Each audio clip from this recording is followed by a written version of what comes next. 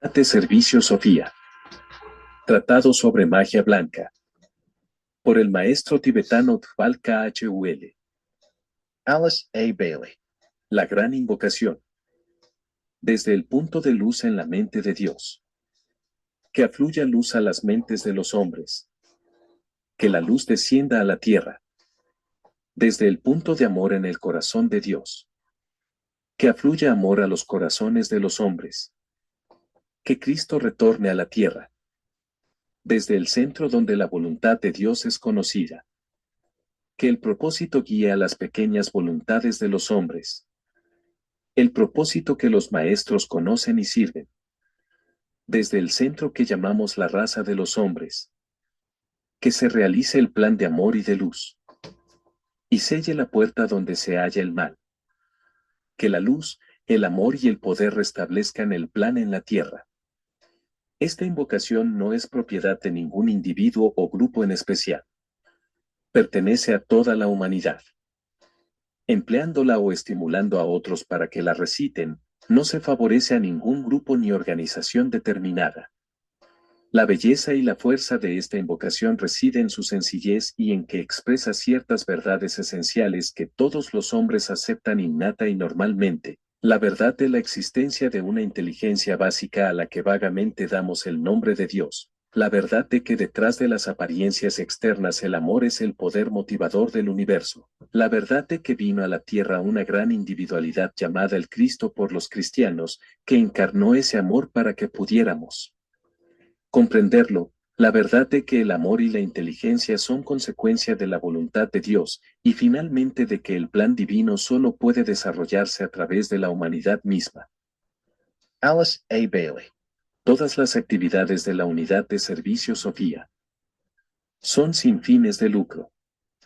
Su objetivo es difundir la lectura a través de videograbaciones. 2. El móvil correcto. Se dice que el maestro de sabiduría es la rara eflorescencia de una generación de investigadores. La pregunta que se formula aquí el buscador y que solo él tiene derecho de responder es, ¿cuál es el móvil que rige mi aspiración y esfuerzo? ¿Por qué trato de construir sobre una base verdadera? ¿Por qué invoco mi alma con tanta diligencia? El desarrollo del móvil correcto es un esfuerzo progresivo. Continuamente cambiamos el enfoque de nuestro incentivo a medida que nos descubrimos a nosotros mismos. Entonces la luz brilla más firmemente en nuestro camino y constantemente surge un móvil nuevo y superior. Permítanme dar otro ejemplo. Un aspirante en las primeras etapas es, por lo general, un devoto. Para estar a la altura de las normas establecidas por un amigo o por un instructor amado, lucha, se esfuerza y gana posición. Más tarde este objeto de su devoción y ardiente esfuerzo, es reemplazado por la devoción hacia uno de los grandes seres, los hermanos mayores de la raza. Vuelca todos sus poderes y las fuerzas de su naturaleza en su servicio. Este incentivo, a su vez, es segura y firmemente sustituido por un amor vital hacia la humanidad, y el amor hacia un individuo, por más perfecto que sea, se pierde en el amor hacia todos los hombres. A medida que el alma controla cada vez más su instrumento y su naturaleza se manifiesta incesantemente, esto también es reemplazado por amor al ideal, al plan y a los propósitos que subyacen en el universo mismo. El hombre llega a conocerse a sí mismo como un canal por el cual pueden trabajar los agentes espirituales, y se da cuenta que es parte integrante de la vida una. Entonces ve a la humanidad como algo relativo y fragmentario, y se sumerge en la gran voluntad. 3. El servicio. Un estudio del correcto móvil conduce naturalmente al correcto servicio, y a menudo va a la par de la conciencia motivadora en su forma objetiva. Del servicio hacia un individuo, la familia, la nación, como expresión de amor, surge el servicio a un miembro de la jerarquía, al grupo de un maestro y a la humanidad. Oportunamente se desarrolla la conciencia del plan y se presta servicio al mismo, y la consagración al propósito subyacente en la gran existencia, la cual ha traído todo a la existencia para cumplir algún objetivo específico. 4. La meditación. Sobre este tema no nos explayaremos porque ha constituido la base de muchas de las enseñanzas de mis otros libros y la mayoría de ustedes practica constantemente la meditación, que he enumerado cuarta en la lista, por implicar peligro y no ser útil para el hombre que se inicia en ella sin la base de un buen carácter y de una vida pura. Entonces la meditación se convierte únicamente en un medio para atraer energías que solo sirven de estímulo a los aspectos indeseables de su vida. Así como la fertilización de un jardín lleno de malezas aumenta grandemente su reproducción, matando a las flores débiles y pequeñas. La meditación es peligrosa donde existen móviles erróneos, tales como el deseo de progreso personal y poderes espirituales, porque bajo estas condiciones solo produce fortalecimiento de las sombras en el valle de la ilusión y desarrolla en toda su plenitud la serpiente del orgullo que acecha en el valle del deseo egoísta. La meditación es peligrosa cuando no existe el deseo de servir. El servicio es otra palabra con que se designa la utilización de la fuerza del alma en bien del grupo. Donde falta este impulso, la energía puede fluir en los cuerpos, pero al no utilizarse ni hallar salida, tiende a sobreestimular los centros y producir condiciones desastrosas al neófito. Asimilación y eliminación son leyes de la vida del alma al igual que de la vida física, y cuando no se tiene en cuenta esta sencilla ley, se sufrirán serias consecuencias, tan inevitables como las del cuerpo físico. 5. Estudio de los centros. Recién comenzamos este estudio, aunque está aún en su infancia en Occidente y es muy poco aplicado en Oriente. Nuestra forma de encararlo será algo nueva, porque aunque nos acostumbremos a los nombres, ubicación y relación de los centros, no meditaremos sobre ellos. Oportunamente llegaremos a una apreciación de su vibración, de su tono y colores y de sus significaciones astrológicas. No trabajaremos con los centros de la columna vertebral ni tendremos como objetivo su utilización consciente como lo hace el clarividente o el clariaudiente. Todo el trabajo realizado por los estudiantes debe hacerse completamente en la cabeza y desde ella. Allí se encuentra el asiento de la voluntad, aspecto espíritu, actuando a través del alma. Tenemos también la expresión sintética de la personalidad, la comprensión de la relación de los dos centros de la cabeza y su mutua interacción, traerá gradualmente el dominio de la personalidad por el alma. Esto conducirá a la consiguiente y subsiguiente actividad dirigida de los otros 5 centros. El trabajo de estos 5 centros será eventualmente tan automático como en la actualidad es el funcionamiento del corazón y de los pulmones en el cuerpo físico. La inteligencia, el yo que preside, situada en el trono entre las cejas y guiada por la luz en la cabeza, despertará lo que concierne al alma, y estará tan alerta como lo está la conciencia del yo en el hombre común autocentrado. Por medio del ritmo de su vida divina y su consciente colaboración con el plan, actuando mediante el uso de la voluntad, el discípulo, en encarnación, deberá actuar como agente de su alma en los 3 mundos. 6. Los ejercicios de respiración. Poco a poco y a medida que se progresa se impartirá la instrucción necesaria. Permítanme señalar, sin embargo, que no se pueden practicar sin peligro los ejercicios de respiración cuando no se impone un ritmo en la vida cotidiana. Ambas actividades deben ir juntas. Los efectos de los ejercicios de respiración son diversos. El efecto oxigenador. La corriente sanguínea se purifica y la presión se alivia. Existe un simbolismo que subyace en esto, así como la sangre se oxigena, también la vida del hombre en los 3 mundos es compenetrada por la energía espiritual. La imposición de un ritmo peculiar, producido por la particular duración o intervalos de la respiración, inhalación, retención y exhalación, que varían de acuerdo al ritmo. El efecto sutil producido por el prana, elemento subjetivo que subyace en el aire inhalado y exhalado, que afecta poderosamente al cuerpo pránico, el vital o etérico.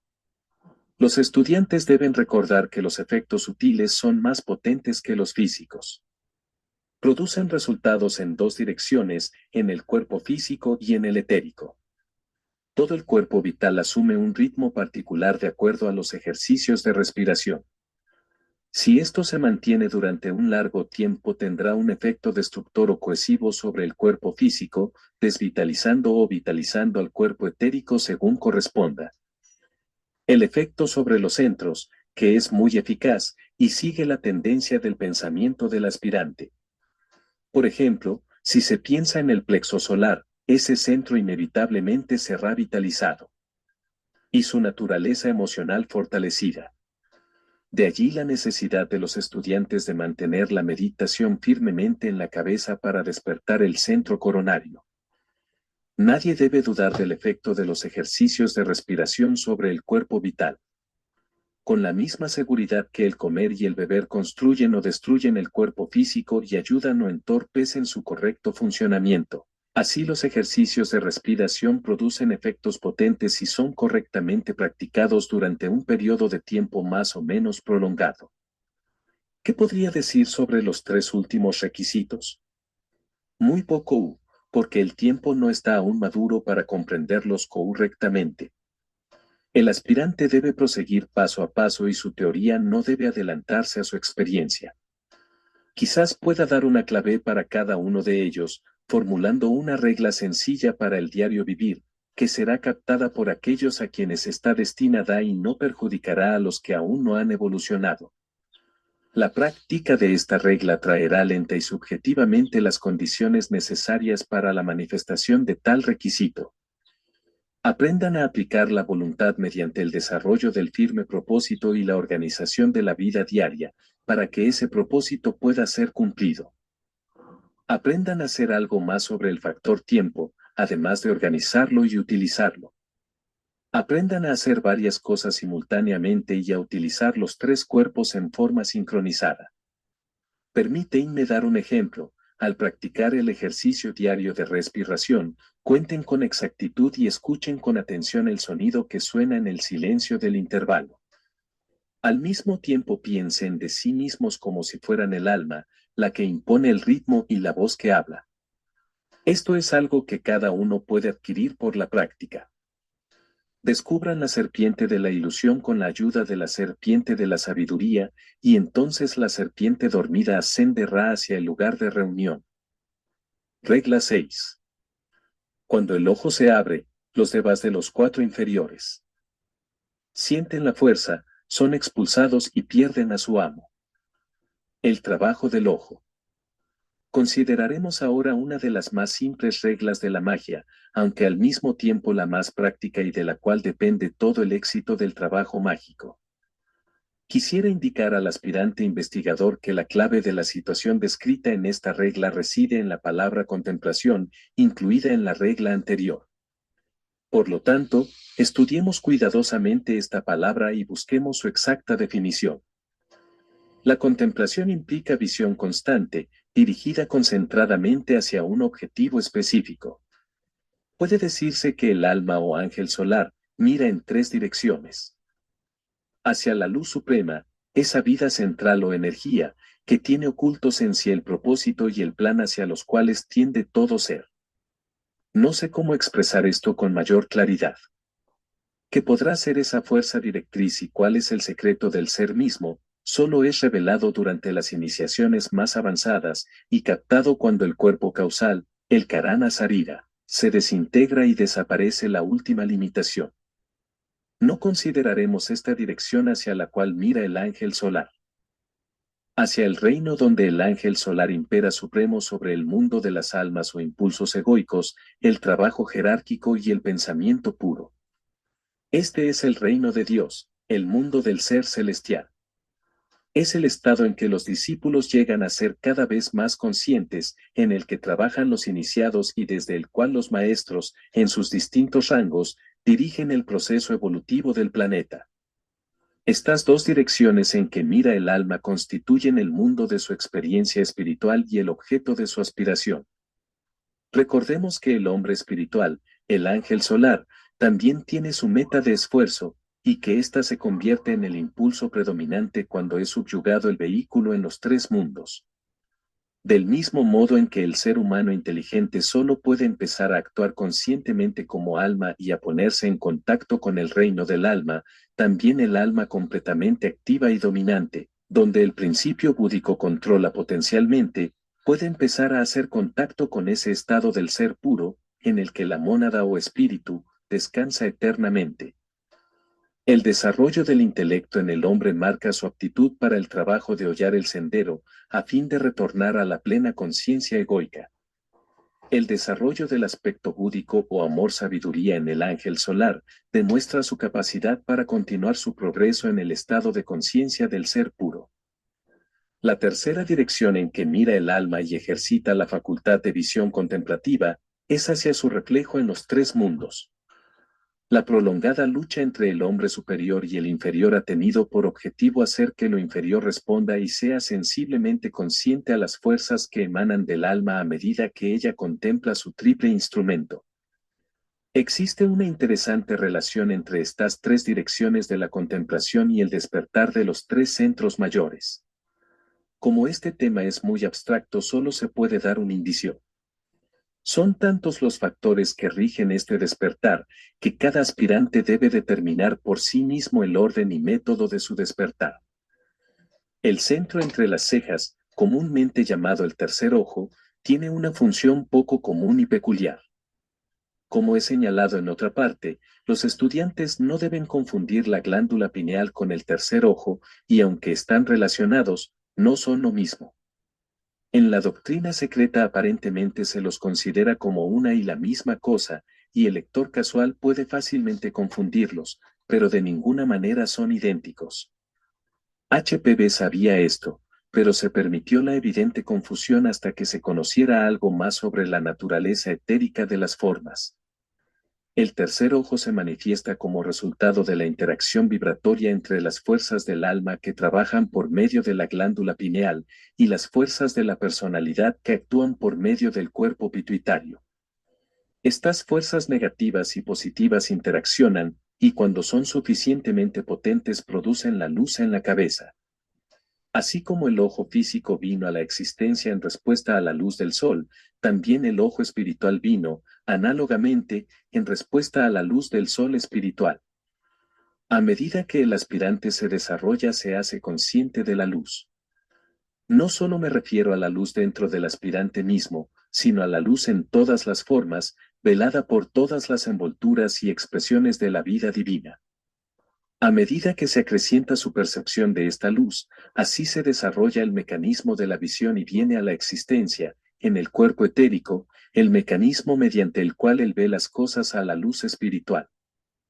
Este es el ojo de Shive, porque solo se utiliza plenamente en el trabajo mágico cuando el aspecto monádico, el de la voluntad, controla.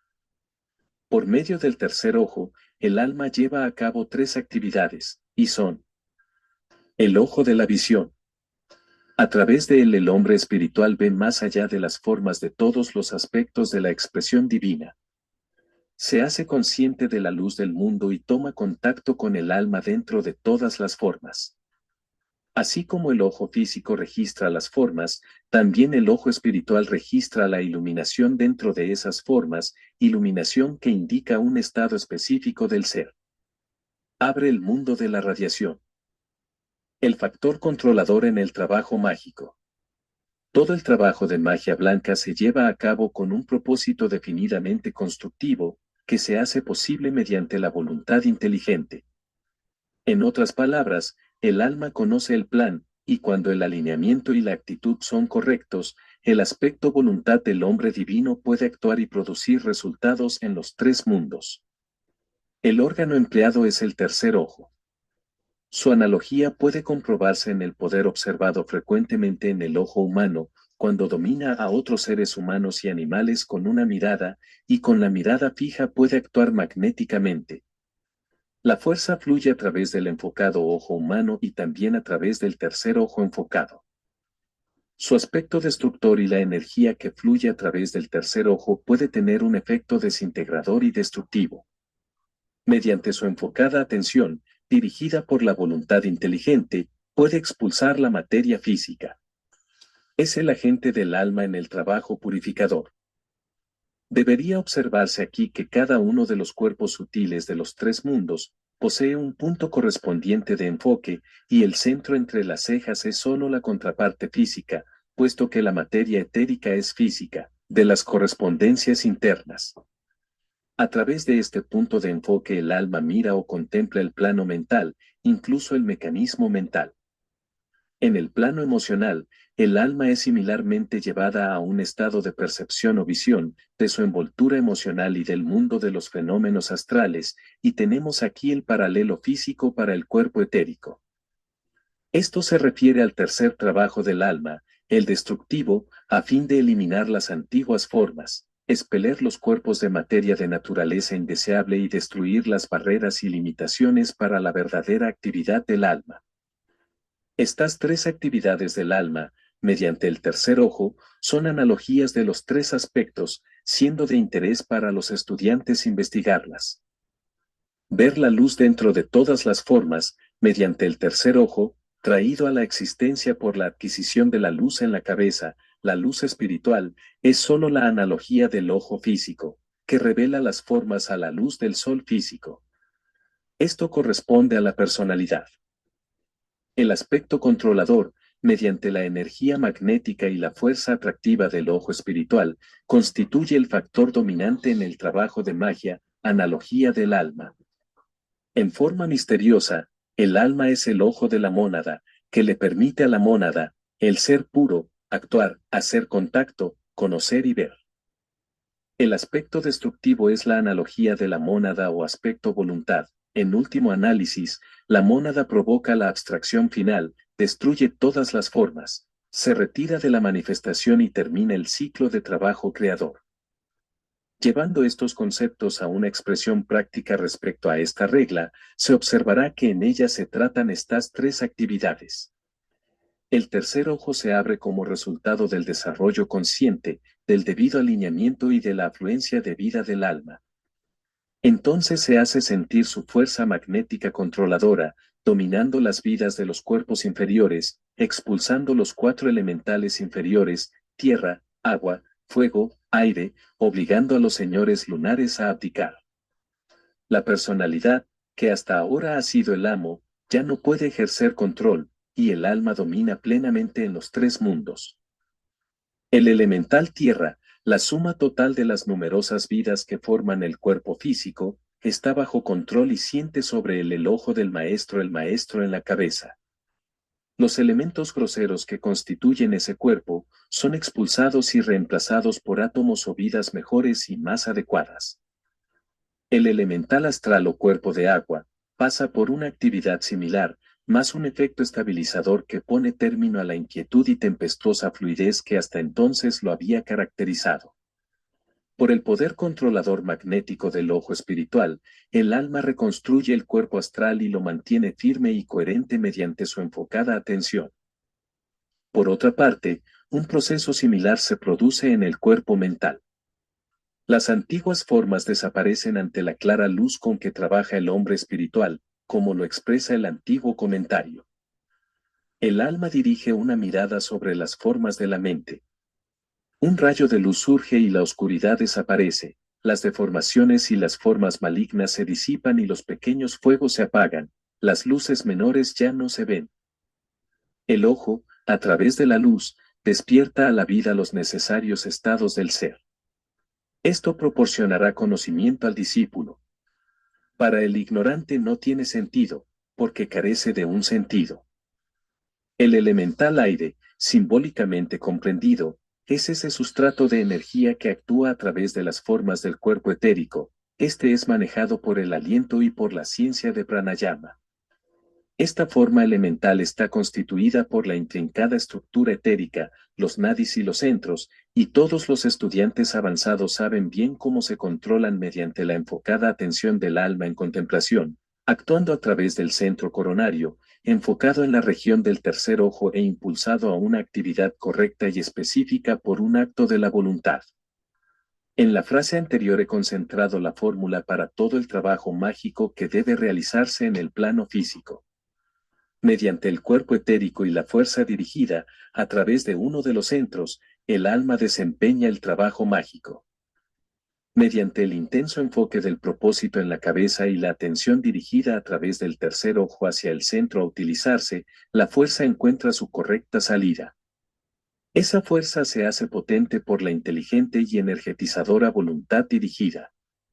Estudien estos puntos porque hallarán la clave del trabajo mágico en la reconstrucción de sus propias vidas, del trabajo mágico de la reconstrucción humana que ciertos adeptos están llevando a cabo, y para el trabajo mágico de la evolución del plan divino, que es el poder motivador de la jerarquía oculta. Regla 7. Las fuerzas duales son vistas en el plano donde debe descubrirse el poder vital. Los dos senderos se enfrentan al ángel solar. Los polos vibran. Aquel que medita debe hacer una elección. El campo de batalla en el plano astral. Comenzaremos el estudio y consideración de la séptima regla de la magia.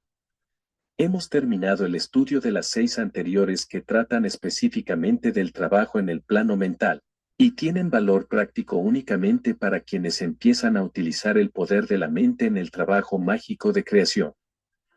Es interesante observar a este respecto que, mientras la humanidad va adquiriendo su herencia mental, surge simultáneamente una creciente tendencia hacia el trabajo mágico. En todas partes crecen escuelas de realización cuya expresada intención consiste en crear esas condiciones naturales por las cuales el hombre puede obtener lo que considera admirable y aconsejable. Los libros sobre el tema de la mente creadora abarrotan las librerías. Las polémicas sobre la fuerza que subyace detrás de las artes creadoras se consideran de vital interés.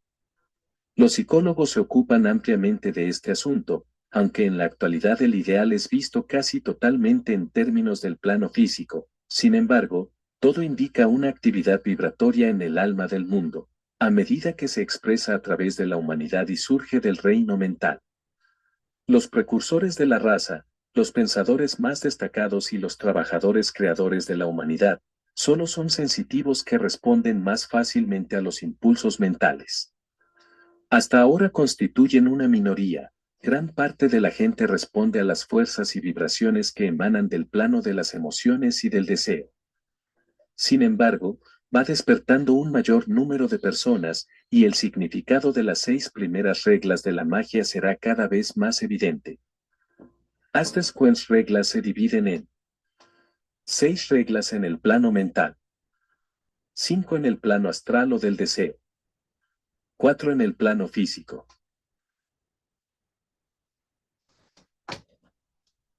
La principal que debe mantenerse en la mente es que estas reglas se limitan al empleo de la energía en los 3 mundos y que esta energía es manejada conscientemente por el alma regente, o es impulsada a la actividad por la fuerza inherente a la materia de los 3 mundos, independientemente del alma. En este caso el hombre es víctima de las energías de sus propias formas y del aspecto materia de toda manifestación. En el otro es el regidor inteligente que controla su propio destino, e impulsa a las energías inferiores a adquirir formas y a iniciar actividades mediante el poder de sus impulsos mentales y la enfocada atención de su propia alma. En las 6 reglas ya consideradas, surgen una o dos ideas con mayor claridad, y podrían resumirse en los términos siguientes. No recordación, trae como resultado concentración. Regla 2 respuesta, trae como resultado interacción entre lo superior y lo inferior. 3 radiación, trae como resultado enunciación. 4 respiración, trae como resultado trabajo creador. 5 reunión, trae como resultado unificación. 6 reorientación, trae como resultado una visión clara del plan. Estudiantes deberían considerar estas relaciones y desarrollar la síntesis subyacente. Esta regla está sintetizada la función y el problema del plano astral. Obsérvense los términos empleados en las breves frases siguientes. El plano de las fuerzas duales. El plano de los dos senderos. Plano donde se busca el poder vital. Plano de los polos vibratorios. plano donde se hace una elección.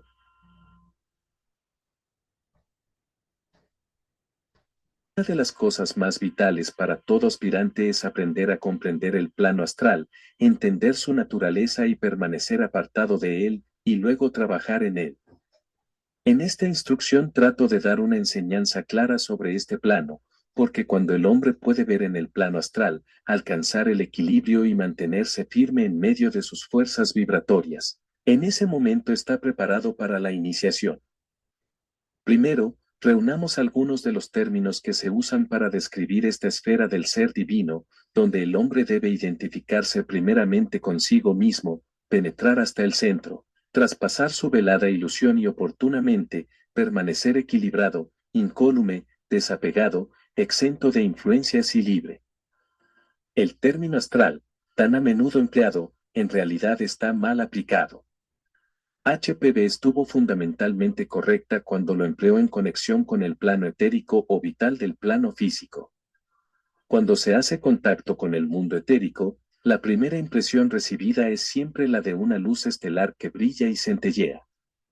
Sin embargo, la palabra se identificó gradualmente con kama o deseo, y fue aplicada al plano de la reacción emocional. Es interesante observar esto, pues es un ejemplo del efecto del plano astral sobre el cerebro humano, que en su ignorancia invierte la realidad y ve las cosas en sentido invertido. Cuando el plano astral es nítidamente visto por primera vez por el ojo abierto del aspirante, es como una densa niebla, confusión, formas cambiantes, colores que se interpenetran y entremezclan, y de una apariencia tan caleidoscópica que la empresa parece desesperadamente abrumadora. No es luminoso, estelar o claro. Aparentemente es un desorden impenetrable, pues constituye el lugar de encuentro de las fuerzas.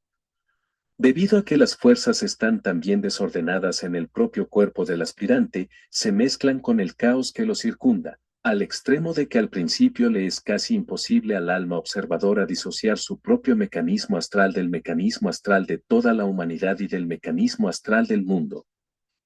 Una de las primeras cosas que debe aprender el aspirante es disociar, en sentido emocional, su propia aura de lo que la circunda, y esto lleva mucho tiempo aprenderlo.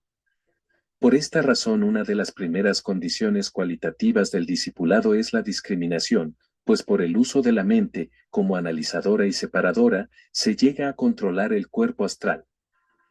Segundo, el plano astral es el de la ilusión, del espejismo y de la realidad distorsionada. La razón de esto estriba en que todo el mundo trabaja con materia astral, y la potencia del deseo humano y mundial produce esa constante exteriorización de la imaginación y construcción de formas que provocan efectos muy concretos de materia astral. Los deseos individual, nacional, racial y de toda la humanidad, más el deseo instintivo de todas las vidas subhumanas, causan el incesante cambio y movimiento de la sustancia del plano. Existe una continua construcción de formas temporarias, unas de rara belleza, otras exentas de ella, y una vitalización de su creador por la energía astral. Agréguese a estas formas el escenario persistente y creciente denominado registro acásico, que contiene historia emocional del pasado, y también las actividades de las vidas desencarnadas que atraviesan el plano astral, ya sea al encarnar o desencarnar. Añádase el potente deseo purificado e inteligente de todas las vidas superhumanas, incluyendo las de la oculta jerarquía planetaria, y la suma total de estas fuerzas existentes se verá que es estupenda. Todas actúan sobre, alrededor y a través de cada ser humano, y de acuerdo a la calidad de su cuerpo físico y a la condición de sus centros, así será su respuesta. A través de este panorama ilusorio, el aspirante debe abrirse camino, encontrar la clave o hilo, que lo conducirá fuera del laberinto, y aferrarse a cada pequeño fragmento de realidad a medida que se le presenta, aprendiendo a distinguir la verdad de la ilusión, lo permanente de lo transitorio y lo real de lo irreal. Como lo expresa el antiguo comentario.